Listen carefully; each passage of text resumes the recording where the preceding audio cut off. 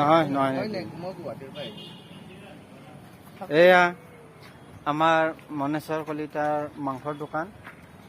আগতে সেই অকণমান আগত আহিছিল, আকৌ এওঁৰ মানে আলাই আথানি আকৌ নতুনকৈ ষ্টাবিল কৰিব লগা হ'ল।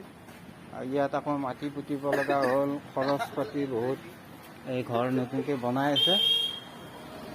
তেখেতে বেয়াই লাগে, কাৰণ এইকাৰণে বেয়া লাগে, তেখেতে উপাৰ্জন কৰাই নাই। উপাৰ্জন নহওঁতে তাৰমানে আকৌ আৰু আহিব লগা হ'ল ইয়াত। তে আপোনাৰ নাম মনেশ্বৰ কলিতা হয় ন?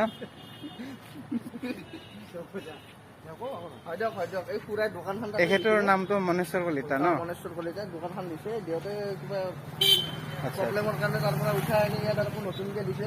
আচ্ছা আচ্ছা। আপোনালোকে ব্ৰইলাৰ চিকেন লাগে, মটন লাগে, যি লাগে আহিব পাই যাব। আৰু বিহুৰ সময়ততো খাহী থাকিব, পঠা থাকিব, হাঁহৰ মাংস